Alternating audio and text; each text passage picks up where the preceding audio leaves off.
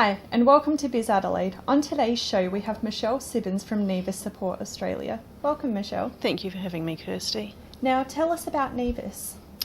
Nevus is a very complex condition and it has some significant medical issues. Basically, it's a birthmark condition. People have a brown or black birthmark and they vary in size, but some can be quite large and they're often multiple. Complicating that is the fact that not only are they present on the skin, but they can also be present on the brain or on the spinal cord.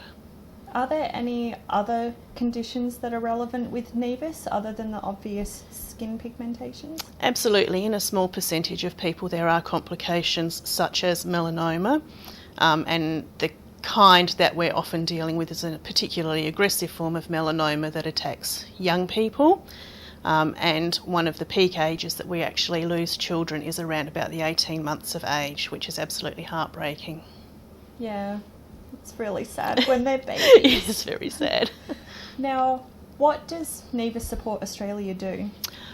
We do an awful lot of things. One of the things that we do is provide support to families who are affected by Nevus and need the support and the information, particularly in the early stages when their children are born.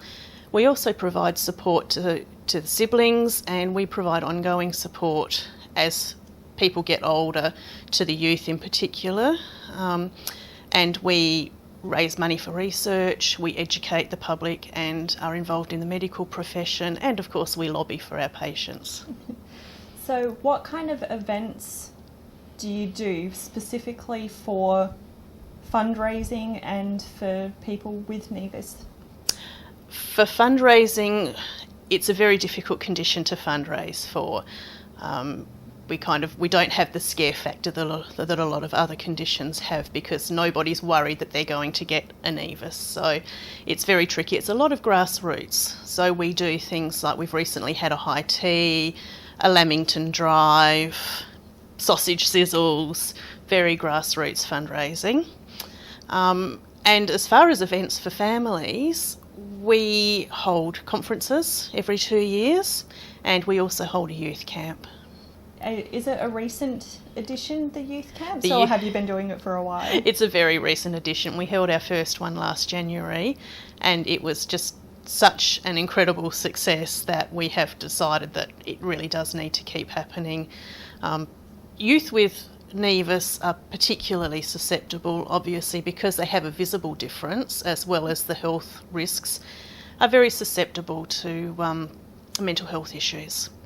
So would that have something to do with like peer pressure as well? And like, I'm not far out of school myself, and I know what kids can be like. They're very, very vicious when it comes down to it. It's tough being a teen at the best of times, and when you've got a visible difference, and depending on what treatment they've had, whether they have any restrictions in some of the activities that they're able to do, because overheating can be an issue.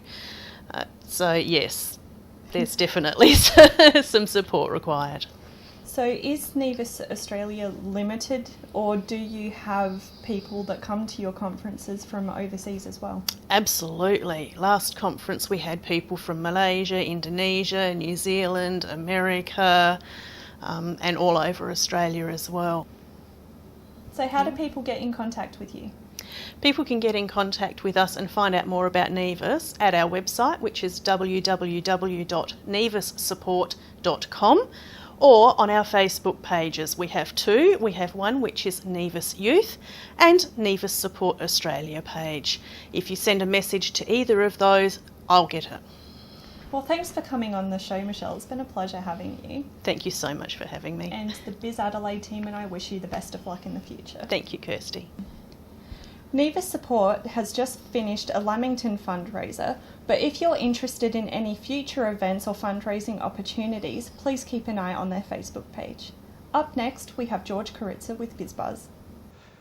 Hi and welcome to this week's episode of BizBuzz. We're here with George Karitsa from Action Coach. Hi George, how are you? I'm very well, thank you, David, and yourself? Yeah, very good, thanks. George, we've had a lot of people writing into us, and one question that got my attention was networking.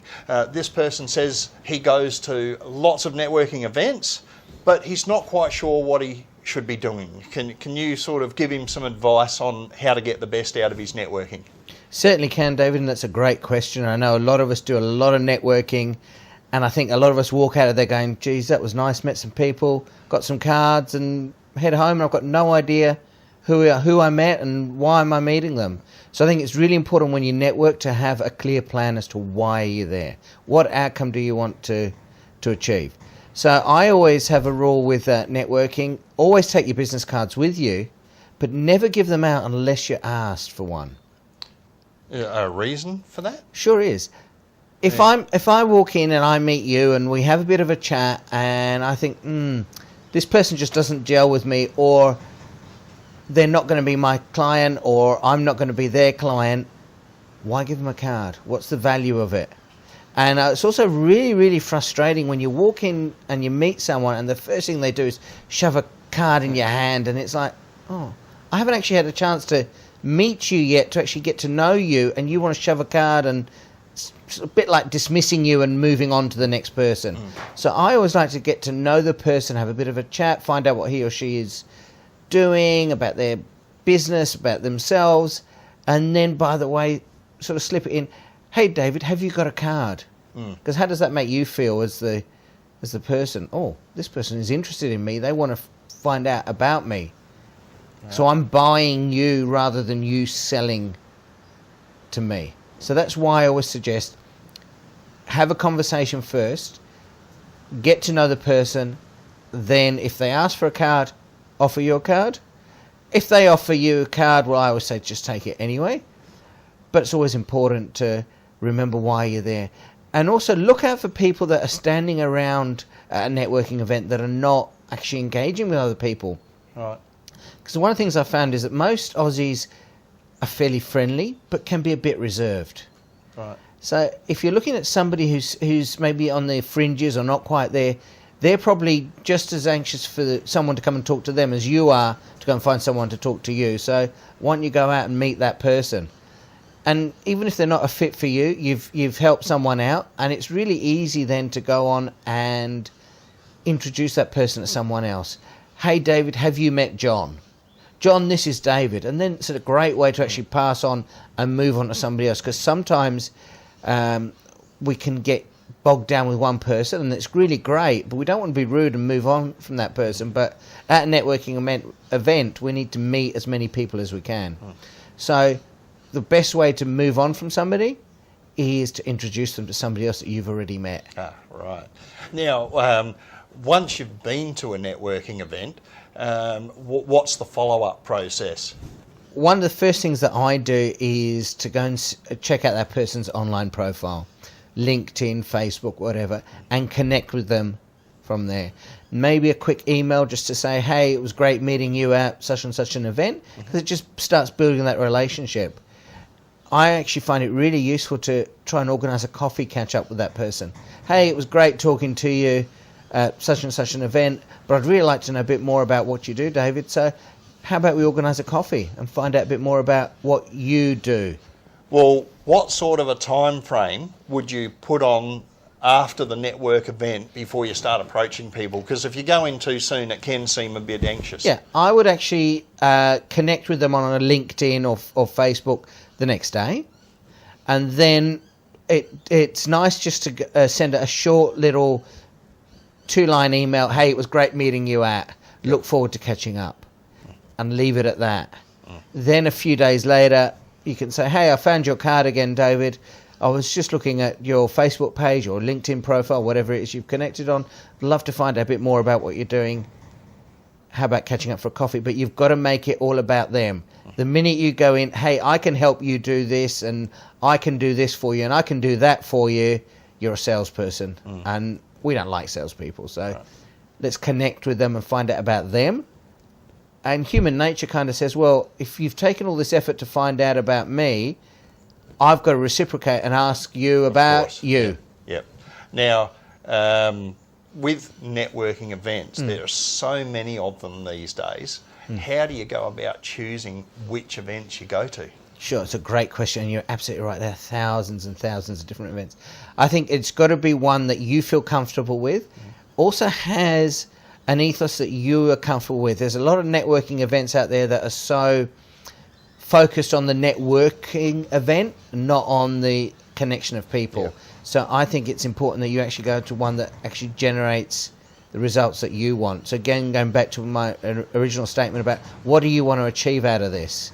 So if it is just I want to generate leads week in, week out, week in, then there are networking groups that suit that, the sort of a leads club type event.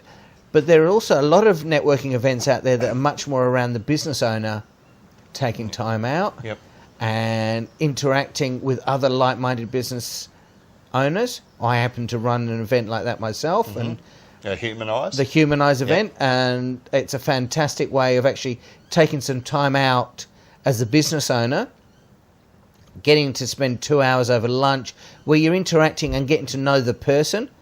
Plus, there's other benefits in there, including giving back to the community. So there's lots of different networking opportunities out there. I would suggest go out and try a few, see how they feel, and then take it away from there. Yeah. Excellent. Well, thanks very much, George, and we look forward to seeing you again next week on Biz Buzz.